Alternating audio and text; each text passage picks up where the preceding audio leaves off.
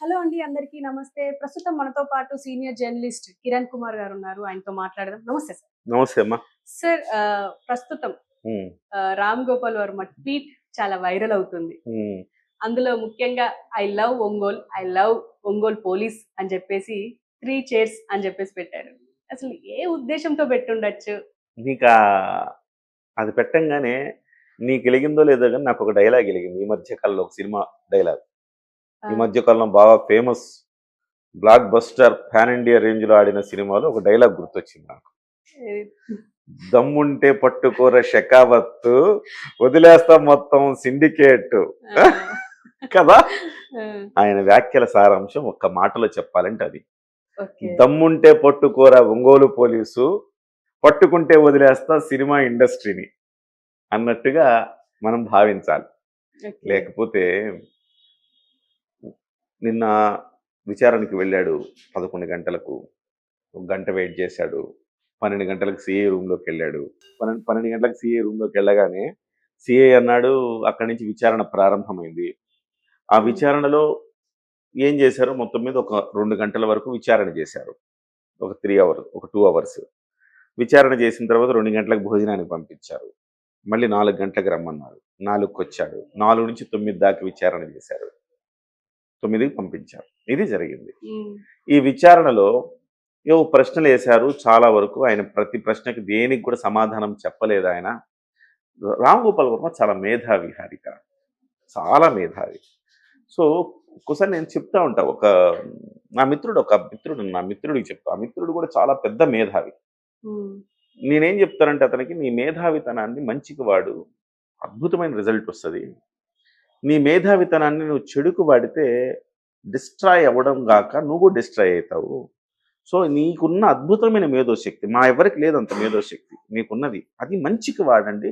అద్భుతమైన ఫలితాలొస్తాయి. సమాజం పరిఢవిల్లుతుంది అని చెప్తా ఉంటా. హ్మ్. అట్లా రామ్ గోపాల్ వర్మ కూడా అద్భుతమైన మేధోశక్తి ఉంది. సో, తన కేస్ అవసరమైతే తను లా చదవకపోయినా తన కేస్ తాను వాదించుకోగలిగిన నేర్పరితనం ఉన్నది డెఫినెట్‌లీ. రామ్ గోపాల్ వర్మకి. హ్మ్. సో, రామ్ గోపాల్ వర్మ ఇప్పుడు ఆయన ఏ ప్రశ్న పోలీసులేసినా దానికి ఆన్సర్ సరిగా చెప్పుండడు. చెప్పండి. తల తిక్క సమాధానాలు చెప్తాడు. సహజంగా మనకు అర్థమైంది. సో, కానీ పోలీస్ మార్క్ విచారణ ఒకటుంటది గదా హారిక! ఆ పోలీస్ మార్క్ విచారణ జరిగిందా లేదా అనేది డౌట్ ఇప్పుడు. హ్మ్. ఎందుకంటే ఆయన బయటకొచ్చిన తర్వాత ఆయనలో ఎక్కడ అలసట కనపడలా. పోలీస్ మార్క్ విచారణ ఎదుర్కొన్న భావన కనపడలా. పోలీస్ మార్క్ విచారణ ఒక రోజంతా ఎదుర్కొన్నప్పుడు బయటకొచ్చినప్పుడు ఎట్లా ఉంటదంటే, ఒక రకంగా ఆత్మవిశ్వాసం కోల్పోయి ఉంటారు. నన్నట్లా ఇబ్బంది పెట్టారు, ఇట్లా ఇబ్బంది పెట్టారు ఏదో మాట్లాడతారు. హ్మ్. దానికి భిన్నంగా I love police Ongole, I love Ongole police అన్నాడంటే, ఇతని క్యారెక్టర్ చూడండి ఎంత విచిత్రంగా, విభిన్నంగా ఉన్నదో. సో, అక్కడ పోలీస్ అన్నా ఫెయిల్ అయ్యి ఉండాలా. ఇతనన్నా డిఫరెంట్ మనిషి అయి ఉండాలా. ఎంటర్‌టైన్ అయ్యుండాల ఆ! ఫ్రెషర్స్‌కి. సో, ఆ క్వెషన్‌లను రాసి ఒక స్టోరీ రాసుకుంటాడు ఇప్పుడెళ్ళి ఇది. ఇంటికెళ్ళి. ఒక విచిత్రమైన వ్యక్తి అతను. సో, హ్మ్. అలాంటి వ్యక్తులకి పోలీస్ మార్క్ విచారణ చూపించకపోవడం పోలీసుల ఫెయిల్యూర్‌గా చూస్తాను నేను. So, right. అతన్ని ఫోన్ అడిగారట. ఫోన్ అడిగితే, "నేను ఫోన్ తేలేదండి. కార్‌లో పెట్టాను. నా మేనల్లుడితో పాటొచ్చాను. కార్‌లో పెట్టాను. నా మేనల్లుడు మళ్ళీ హైదరాబాద్ ఎళ్ళిపోయాడు" అన్నాడు. హైదరాబాద్ ఎళ్ళిపోయారంటే మళ్ళీ వీళ్ళు ట్రేస్ చేశారంట ఫోన్ ఎక్కడుందని. హ్మ్. చేస్తే అది ఒంగోలు వైసీపీ పార్టీ ఆఫీస్‌లో ఉంది. విచిత్రం. సరే పార్టీ ఆఫీస్‌కి పోలీసులెళ్లారంట. రామ్ గోపాల్ వర్మ గారి ఫోన్ ఉంది ఇక్కడ అని. హ్మ్. చెవిరెడ్డి భాస్కర్ రెడ్డి ఉన్నాడంట అక్కడ. మా దగ్గర ఏం మాట్లాడతారండి అని వాగ్వాదం అయిందట. మా దగ్గర ఆయన ఫోన్ మా దగ్గర ఎందుకుంటదని. పోలీసుల్ని ఒక ఆట ఆడుకుంటున్నాడు అని చెప్పాల. ఓకే. పోలీస్ మార్క్ విచారణ ఉండదా హారిక? నాకర్థం డెఫినెట్‌గా గాదు. ఉండాలి. సో, నువ్వు సామాన్యుల పట్ల మీరింత ఇదిగా బిహేవ్ చేస్తారే, ఒక సామాన్యుడు వాడికి ఎటువంటి అండా, దండా లేని వాడి పట్ల మీరు లేనిపోని సెక్షన్‌లు పెట్టి వాళ్ళని కుమ్మేస్తారుగా. మరి ఇలాంటి ఒక సంఘ విద్రోహమైన వ్యక్తి, అంటే సంఘ విద్రోహ చర్యలు చేస్తున్నాడని గాదు నేను.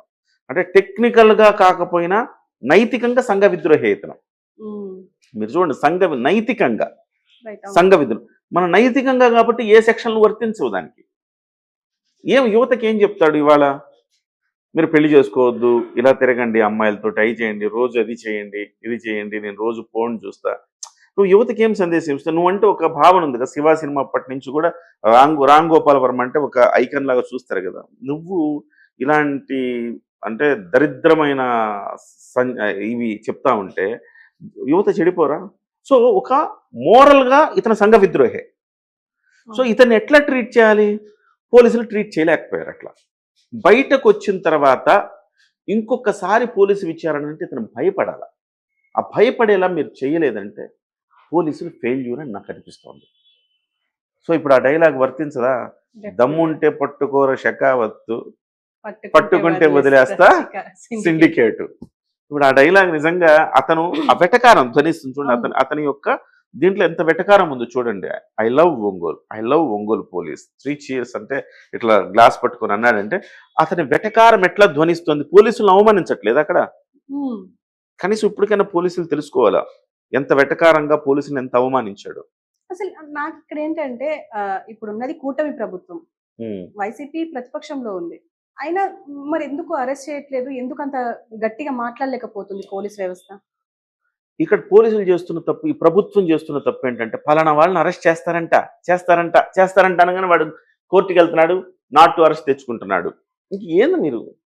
జగన్మోహన్ రెడ్డి అట్లే చేశాడా? అసలు నారాయణని ఎవరికైనా తెలిసిన నారాయణని మంత్రి ఇప్పుడు ప్రస్తుత మంత్రి, అప్పట్లో మాజీ మంత్రి నారాయణని వచ్చి అక్కడ మాదాపూర్కి వచ్చేసి ఆ అదేంటి ఉంది అక్కడ ఫర్నిచర్ స్టోర్ అయినా ఐకానా ఐకియా దగ్గరకు వచ్చి ఆయన్ని మార్గ మధ్యలో ఆయన కారు ఆపి ఆయన ఆ కారులోంచి పోలీస్ జీపులో ఎక్కించుకుని వెళ్ళిపోయిన తర్వాత ఎక్కడున్నాడో తెలియదు నారాయణ, ఎక్కడ పట్టుకెళ్లారో తెలియదు నారాయణ, అసలు నారాయణ ఎందుకు అరెస్ట్ చేసినా తెలియదు.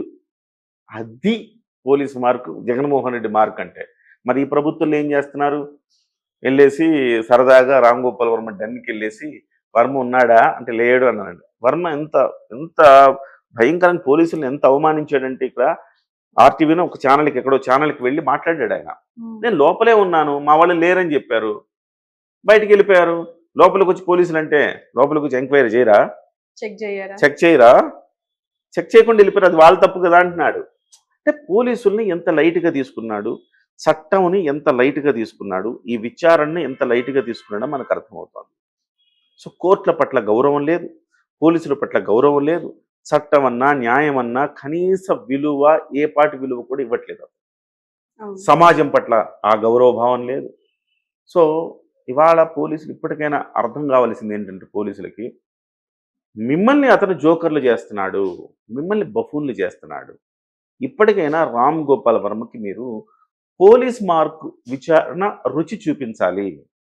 అంటే ఇక్కడతో అవ్వదమ్మా, మళ్ళీ రెండోసారి విచారణ పిలుస్తారు. రెండోసారి విచారణ పిలిచినా వెళ్ళాలి అతను. ఇంక 4 రోజుల తర్వాత రండి అంటే మళ్ళీ వెళ్ళాలి, మళ్ళీ కబురు పెడితే మళ్ళీ రావాలి అతను.